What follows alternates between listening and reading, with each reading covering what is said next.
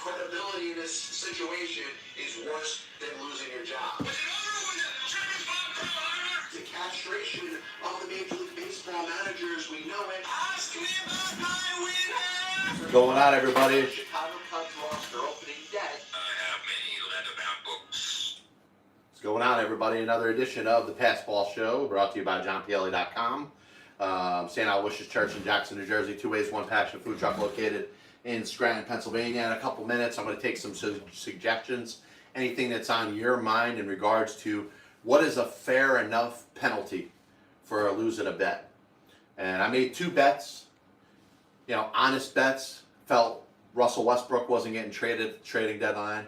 And I felt pretty strongly that there wasn't going to be enough momentum built for the 76ers and the Nets to swing a James Harden for Ben Simmons trade. And I lost on that.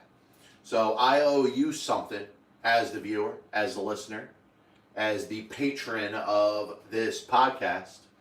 And I'm trying to figure out what would be reasonable. Obviously, I don't want to do anything that's going to cause physical harm to me. I don't want to break my own leg. I don't want to cut myself. But, I think there's something that should be at least worthy to watch. Should I eat a cricket? Should I drink my own pee?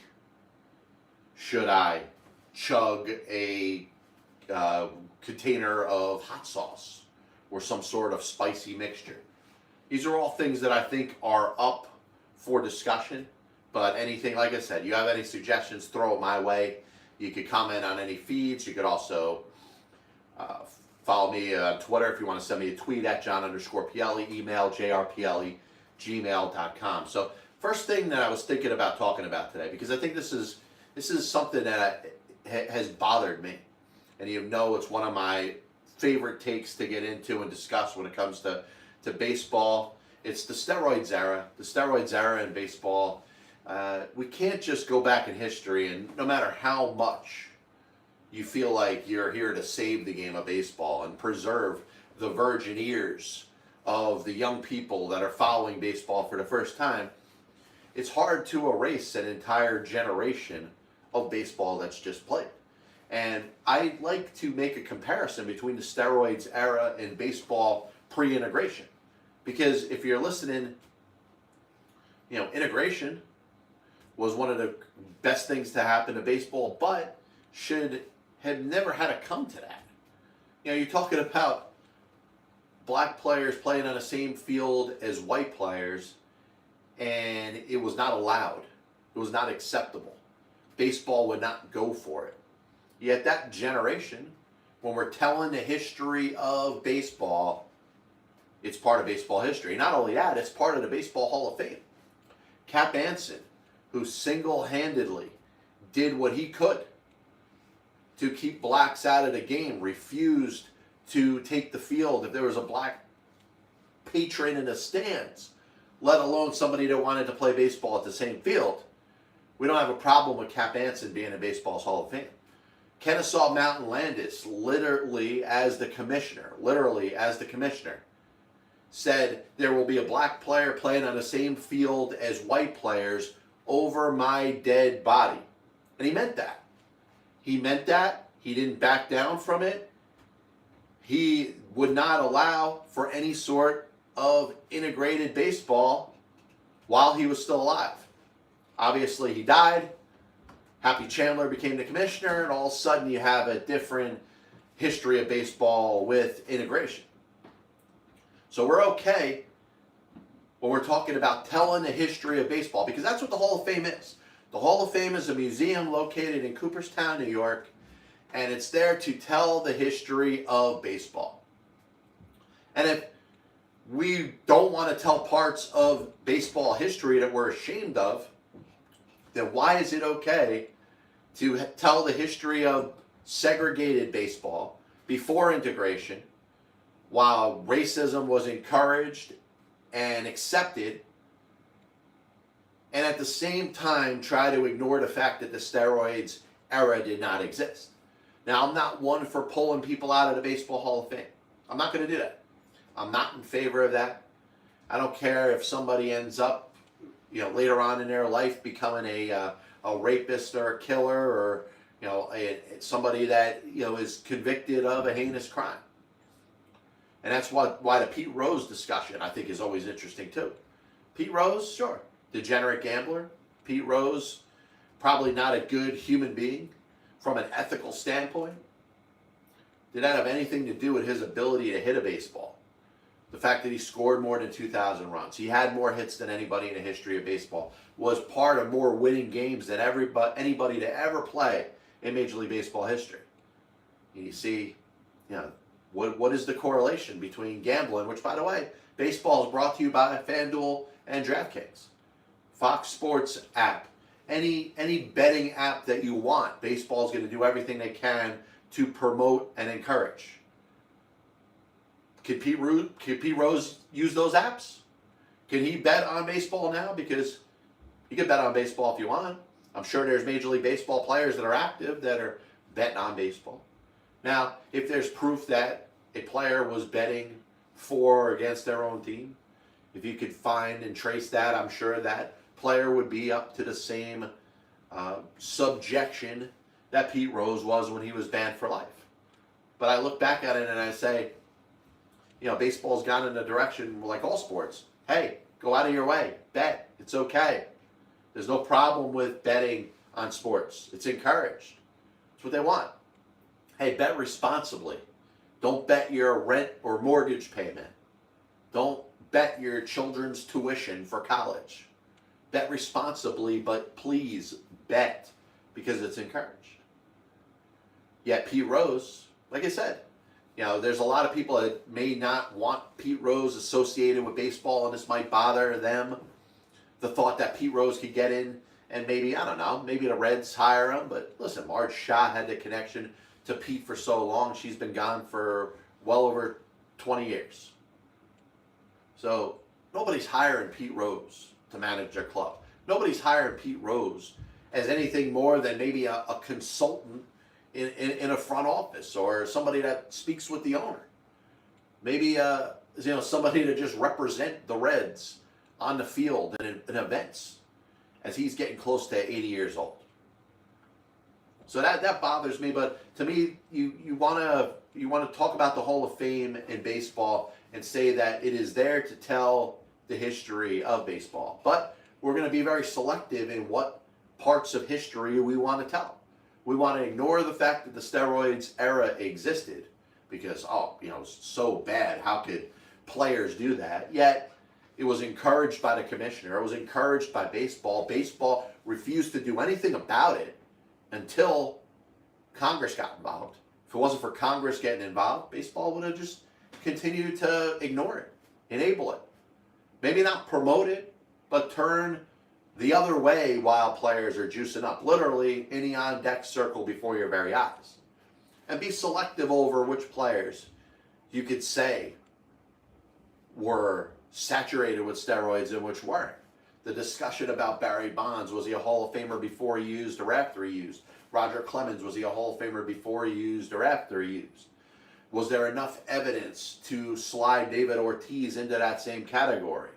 What about Mike Piazza? What about Jeff Bagwell? There are suspicions. Suspicions, but no proof. You can talk about back acne. Okay. I mean, I don't know how much that would really work in a court of law. So baseball put itself in a terrible position, but at the same time, baseball, led by its writers, which, by the way, they're selecting its Hall of Fame. They're the very ones that were okay with Kenesaw Mountain Landis being in the Hall of Fame. They were okay with Cap Anson being in the Hall of Fame. They were okay even with Ty Cobb, even though there's some disputed stories that maybe he wasn't as racist as he's been perceived. It's okay for those guys to be part of telling the story of baseball history, but you don't want Barry Bonds to tell a story about baseball history. I think the Barry Bonds story is very interesting. A player that was so gifted probably could have been an all-time great. He could have been as good as Willie Mays if he never touched steroids. But the story of him being a kind of shoot aside when he knew he was probably the best player in the sport. Watching as Mark McGwire and Sammy Sosa, players that, in Bonds' eyes, and certainly anybody with conventional wisdom's eyes, to players that didn't have anywhere near the amount of talent that Barry Bonds had. Getting all the attention, all the accolades, all the fame as you're watching baseball as it exists. And nothing is happening towards Barry Bonds getting any respect. And he decides he's going to go do what Mark McGwire and Sammy Sosa did. So that bothers you? Shouldn't bother you to a point where that story is not worthy of telling when it comes to the history of baseball. Like I said, you're okay telling a racism story. You're okay telling the story that Cap Anson was the first player to get over 3,000 hits in Major League Baseball history, despised blacks, would not step on a field if there was even a black spectator in the crowd. And you're okay with the Ty Cobb story, as reasonably portrayed as it was or not in the Cobb movie with Tommy Lee Jones. You're okay with a commissioner that literally said, "Over my dead body will a black player play on the same field as a white player." And he had a lifetime contract. He was given a lifetime contract by Major League Baseball to make sure baseball stayed segregated. I'm sorry, it didn't integrate until he died. That part of baseball history is all over Cooperstown. But God forbid, steroids, which saved the game of baseball after the strike of 1994. And you're looking back on it right now. Let's be serious. We're in a potential to be in the same type of predicament when it comes to following baseball, when it comes to having interest in baseball. Baseball loses games during the season. There's going to be a lot of people pissed off. I don't know if it's as many people are going to be pissed off when the rest of the 94 season and the postseason was canceled. You didn't have a World Series for the first time in 90 years. But there's a lot of people that are going to be pissed off. What is it going to take to get fans to care enough to show up at the stadium? And it gets to a point where you can say, hey, it's all on the owners. The owners lock the players out. The owners make billions of dollars and they want control. They want the ability to manipulate payrolls. They don't want to pay their players. They hate their minor leaguers. All that may be true, but in the end, no baseball is an embarrassment to both parties. It's an embarrassment to everybody associated with baseball. It's an embarrassment to anybody that has anything to do with this. Players, owners. You can say the players are staying in their ground. They're doing everything they can to try to stick up for themselves. Well, at some point, you got to keep it from being able to avoid games. And it's going to be interesting to see if Rob Manfred, the commissioner, comes up with a reasonable offer. I don't know if it's going to happen. I mean, you see how far apart the players and the owners are, and you already see the talk about the owners not wanting to pay the minor league players. And I was going to touch on this at the end because I did want to talk about the NBA and how teams are really not holding their players to the contracts that they sign. But when it comes to minor league baseball, you're starting to get the impression that Rob Manfred and the Major League Baseball owners, they don't want minor league baseball. They've set the conditions down to where players don't even have a place to live. They don't have food. They don't have enough money to be able to do anything but play baseball. And I've said before, and I think this is a valuable point because we talk about how there should be a difference in playing minor league baseball and Major League Baseball, and you can't sit here and make it equal. You can't have minor league baseball players hanging around for 4, 5, 6 years, never getting to the major leagues and making $100,000 a year. It just doesn't work that way. There's different positions for different qualifications. And if that minor league baseball player is that talented, it shouldn't take them 5 or more years to get to the major leagues. And we spend a lot of time trying to talk about the stories. Chris Coast, that is 10 plus years of playing minor league baseball, making it to the majors and how great that was. That's the outlier. That's not the norm. It doesn't happen very often. It's a great story, But the fact that minor league baseball players don't get paid anything, is more of a testament to somebody that's willing to sit there, play minor league baseball year in and year out, and eventually get to the majors. And it was a great story. I was happy for him. But we sit here and I think a lot of it has to do with, more people are associating themselves with minor league baseball. More fans are following minor league baseball. They're keeping track. They're studying their young players that they're seeing on certain teams. Some of them have more talent than they're really stating. Some of them don't have as much talent as they're stating. They're overstating the talent of the young players because they see them all the time. And they grow a kinship and a fondness towards these young players that in some cases are never going to smell the major leagues. And listen, minor league baseball is good, but we're getting to a point where there's going to be a push to eliminate minor league baseball. You've already seen 60 plus teams eliminated. You're seeing this other independent league that's going to pick up some other teams so that could experiment with some different rules. But the commissioner, which is the voice of the owners, are already pushing back, trying to eliminate minor league baseball. And is 4 teams to have for each individual organization too much? Are you going to see less minor league baseball? Are you going to see more free agency? Are you going to see the draft, reduced to X amount of rounds? I mean, you're talking about 60, 70 rounds that used to exist years ago, down to 30, down to 5, in the truncated 2020 season. Is minor league baseball on the verge of becoming extinct? Because it doesn't seem like Major League Baseball, from the commissioner and the owners, want it. And listen, you could be one of those fans that says, hey, the hell with the commissioner. I hate everything that he says. I despise everything that Rob Manfred speaks. Rob Manfred is the voice of the owners. And if you think that he is single-handedly causing all this potential harm to the game, then I don't think you're following the whole story.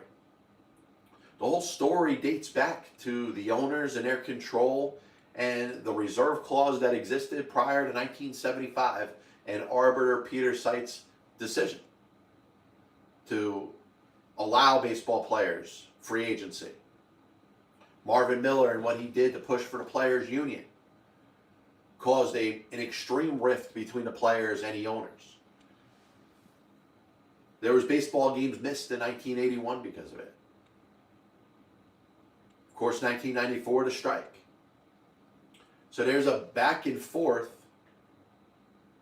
between the players and the owners over power that isn't going to change anytime soon, regardless of when a CBA is agreed upon, regardless of how long there's labor peace once new CBA or said CBA is agreed upon. The owners are trying to wrestle power back from the players, and they've actually overstated it. They've gotten to a point where they've had as much control as they've had since before free agency started in baseball. And the players, listen, they've had a lot of control. They've seen salaries rise as high as they ever have. Over the last couple of years, the pay rates have not gone up. The top players, yes, they're getting paid more than they ever have before, but you're talking about less than, 2%, 3% of the top players. And, out of the top 5% of players in baseball, they're making what? 20, 30, 40% of how much all the players are getting paid. Salaries are not rising. Journeyman players that are sticking into major leagues aren't seeing themselves progress to a high enough pay rate. Minor league baseball players are getting treated terribly. So this is something that, once again, is just a battle between the owners and the players. And regardless of what side you're on, and you should be on the player side, because I think all the players are trying to do is take back some of the power that the owners have wrestled from them over the past several years. The fact that teams are tanking. Teams like Cleveland and Pittsburgh are allowed to have payrolls of $20 million or $25 million when you know how many players are making more than that. There should be a salary floor. Should there be a salary cap? Well, you look at the penalized base system, which if teams go over whatever $220 million when it comes to spending on their own players, they're penalized. Should that be abolished? Should that be adjusted? Should it be replaced with a salary cap? Maybe the salary cap goes well above. Maybe it's set to $300 million. And maybe you're forced to spend $100 million. And then you have some sort of confines which you're allowed to spend. And within that, you could spend, hey, $200 million, but there is going to be a tax on it. You could spend a hard cap up to $300 million. I don't know. I don't know how exactly you're going to work it out to where the players and the owners are both happy. But I'd be concerned about the future of minor league baseball, and I don't think it's discussed enough. You can talk about the popularity of it. You can talk about if Major League Baseball misses any games this year. You're going to talk about minor league baseball like it's nothing. I'm going to go to minor league baseball games. Like I said, there's a lot more coverage on a day-to-day game between minor league baseball teams. You know, we're getting to know the younger players before they come to the majors. We're getting to learn a lot about younger players that never make it to the major leagues. But is one of the things that the owners are after is the future of minor league baseball, because I think we're looking at it in a way where it might not be around very much longer, and certainly in its present form. Major League Baseball doesn't want to pay players to go to spring training on the minor league side. If I was the minor league players, I wouldn't show up. They're not getting paid that much as it is. So you could say the minor league baseball players could probably just walk out and say, listen, we'll show up when you decide to pay us. You ain't even paying us that much money. But I think it's part of something deeper. It's part of something that I think is going to change over the course of time. And you could look back at this particular PBS and listen to me talk about the very elimination of minor league baseball as it exists and how possible it is. Now, I didn't want to go the whole show without spending time talking about the Ben Simmons, James Harden trade. And I'm not breaking it down saying, hey, who won the trade? I'll tell you, the biggest concern I'd have is whether Ben Simmons plays a game for the Brooklyn Nets this year. If he doesn't, then I question this trade from the Nets' perspective. James Harden, I think there is reason to believe that James Harden is going through some sort of deterioration as a player, depreciation. He is not the player that he was last year when the Houston Rockets traded him to the Brooklyn Nets. He played well for them. He got hurt, was hurt in the playoffs. Certainly was one of the reasons why the Nets couldn't get past the Milwaukee Bucks.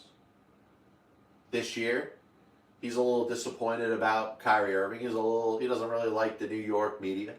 All right, I don't like the New York media, but I acknowledge that it exists. I can't separate myself from the New York media, but James Harden was able to do that. For the second time in a calendar year, demanded that he be traded. Now you're talking about somebody that's under contract, somebody that's making a significant amount of buck. And not just the element of playing professional basketball. But I don't add any extra value to that. Because you know what? If it's not for James Harden, there's going to be somebody else that's going to have that ridiculous type of talent, and they're going to be compensated to play that same game. So they deserve the money that they get. They deserve every last bit of it. But I want to talk about being bound to a contract. Because if you compare it to the NFL, listen, players sign contracts and they try to pick up as much everyday dollars as they can, guaranteed money, because you never know. Player gets hurt after they sign a contract, next thing you know, they're cut from their team. All their guaranteed money is gone, and all of a sudden they got to sign with another team to get any money. If their career is over, they never get a chance to recoup any of the money that they signed for this potential contract. NFL's got contracts that aren't guaranteed. And if you're an NFL player, you got every right to want as much money as you possibly can up front. Now, the NBA player signs a contract, and regardless of whether they play, in most cases, they're getting that money. John Wall is getting paid $44 or $47 million this year by the Houston Rockets to not play. Why? Because the Rockets want to lose as many games as possible so they can get a top draft pick. Nobody's trying to recoup any money from John Wall. And it's not John Wall's fault, by the way. This is one player that I side with. He should be allowed to play. The Rockets shouldn't be able to sit him because of coach's decision, because John Wall playing in a game gives the Rockets a better chance to win or a better chance to slide down and not get as high of a draft pick as they want. But as this applies to James Harden shouldn't have the right to dictate who he plays for. There should be something in a contract that bounds that player to the team that they sign with. You talk about trade clauses and no trade clauses. A lot of times to trade a player, you ask for the permission of that player. And a lot of times that's put in the contract. But what about the other way? What about the player that agrees to the contract or agrees to a trade which transfers their contract? How about any sort of loyalty to signing that very contract? Ben Simmons signed a long-term contract with the Philadelphia 76ers. Decided upon himself that he didn't want to play basketball for them. You want to say it's mental health. There's nothing physical. You could go through the timeline of things that happened, and obviously a very big fall since he had that layup opportunity against the Atlanta Hawks. Path to the basket, decided that he was going to kick it out and pass it instead of making an easy layup. Whatever the issue is, Ben Simmons isn't playing basketball. Now, Kyrie Irving, like I said, different decision. You have a state and a city in New York that's mandating everybody that's indoor be vaccinated. Kyrie Irving made the decision to not be vaccinated. He's still getting paid his entire contract. There's nothing that stipulates, hey, if there's some sort of vaccine mandate that you don't want to get a vaccine, you're not going to get paid. So my question is there anything in basketball that bounds a player to a team through a contract? Because that's what a contract is supposed to be. That's why you have contracts. That's why it's decided that, hey, player A is going to sign with team A for a certain length of years and a certain dollar amount, with the exchange that they're going to play basketball for that team. Not, hey, James Harden doesn't like New York, doesn't like that Kyrie Irving is not playing home games, probably isn't happy that Kevin Durant's hurt. Nets aren't the same team that he signed up to play for. I'm not big on pushing money on athletes. I'm not one of those that say, hey, you get paid a ton of money to play a game. That's never going to be my take. I hear that take all the time. It's not one of my favorite things to talk about. But at the same time, you sign a contract. I sign a contract to do a show for you. You're paying me $1. Well, I owe you the show that I'm going to do for that $1. I can't say, hey, I'm not going to do that show and still get that $1. And I'm only talking about $1. So you're telling me that players in basketball have more of the ability to dictate who they play for year by year. And it doesn't look good for James Harden. I think James Harden, hey, maybe he goes to Philadelphia, they win a championship, they sign him to a long-term deal, he becomes a folk hero, a legend in the city of Philadelphia. There's Dr. J, and then there's James Harden. You think of the greatest Philadelphia basketball players of all time. Wilt Chamberlain and James Harden. Maybe that happens. Maybe it doesn't. But he's caused a major problem over the last calendar year by basically saying, hey, I don't care if I'm under contract. A contract that I signed for, like I said, the dollar amount is not a pressure point for me. It's not something that I want to bring up. If you're a top player in any sport, you deserve to be compensated justly. And James Harden is. There has to be something when it comes to the contract element. You sign a contract, you shouldn't demand a trade, you shouldn't refuse to play until you're traded.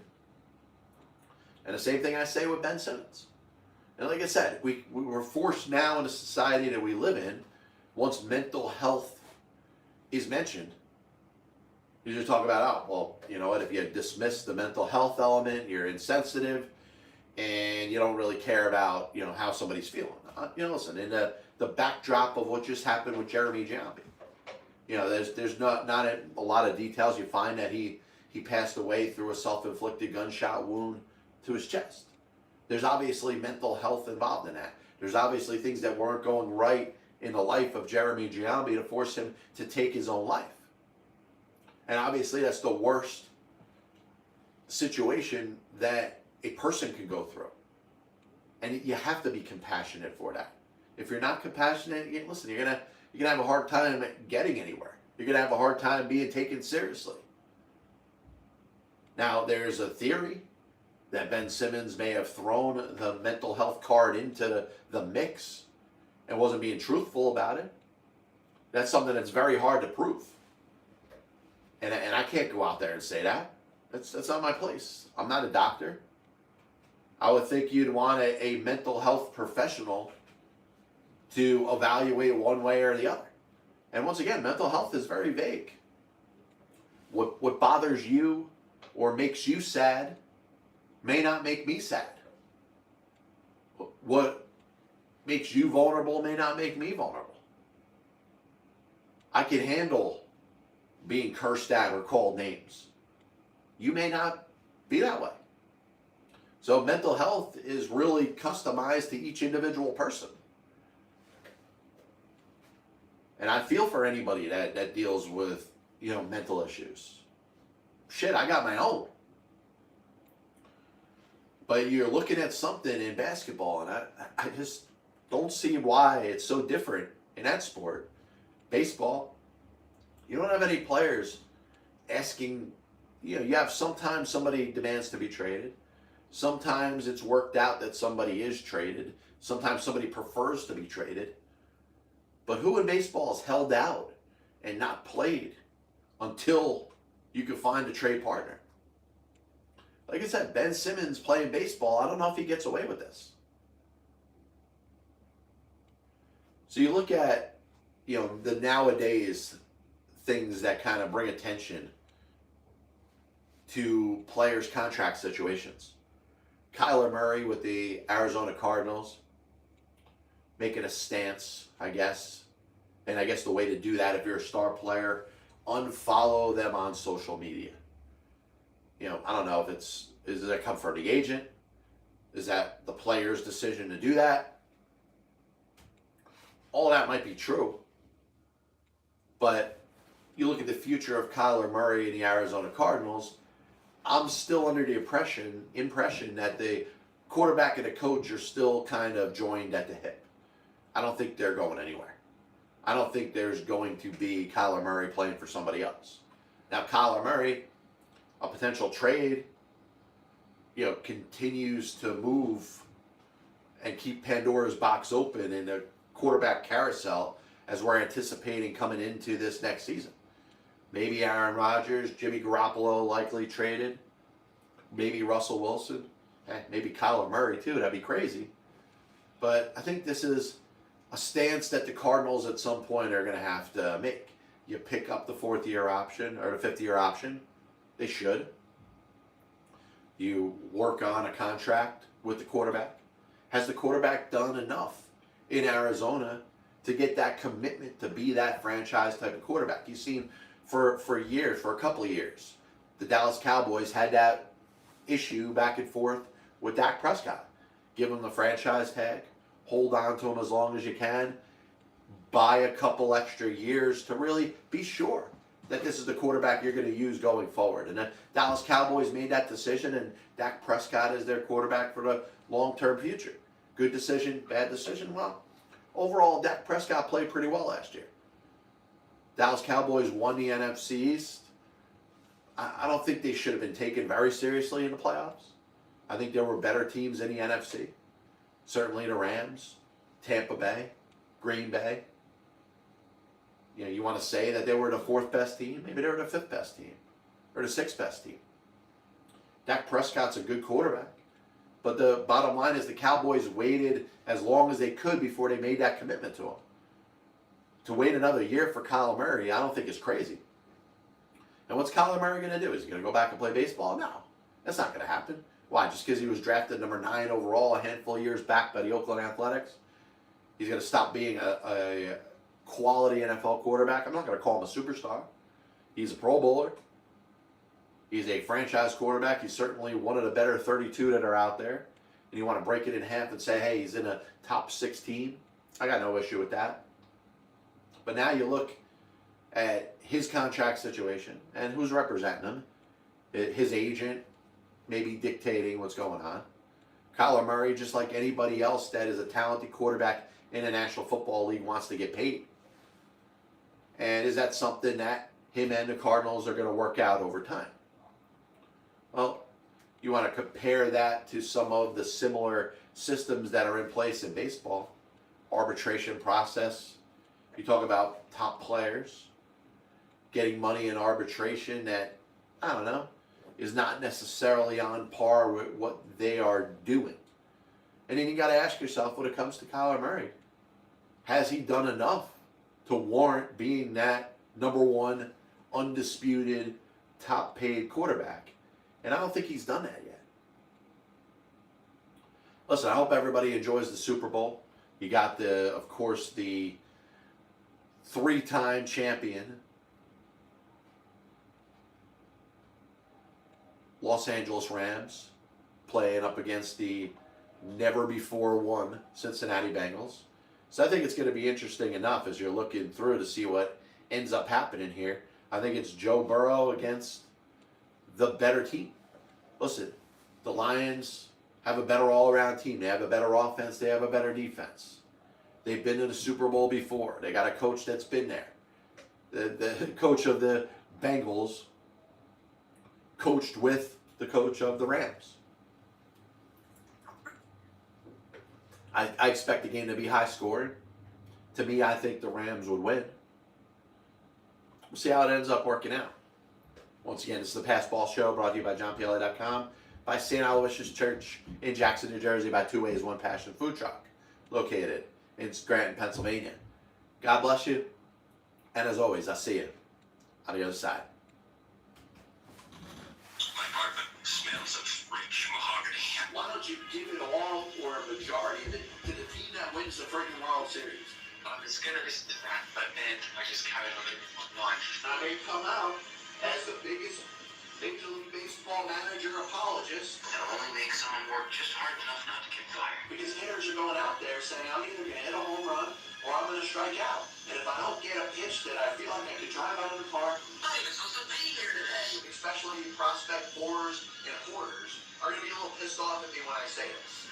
I'm a dude playing the dude disguised as another dude. There are only 2 managers in baseball's Hall of Fame who have losing records. One of them is the iconic Connie Mack, who you could say, in spite of winning 5 World Series championships as a manager, could be in as much as a pioneer.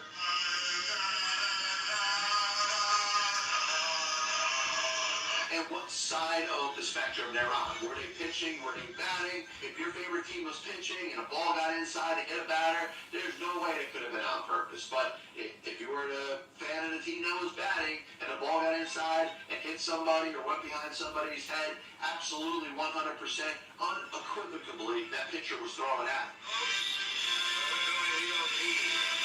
They put their tail between their legs and decided they're going to do exactly what they're told. You damn well right better give him a contract extension. You damn well right better make him the manager over the next series of years.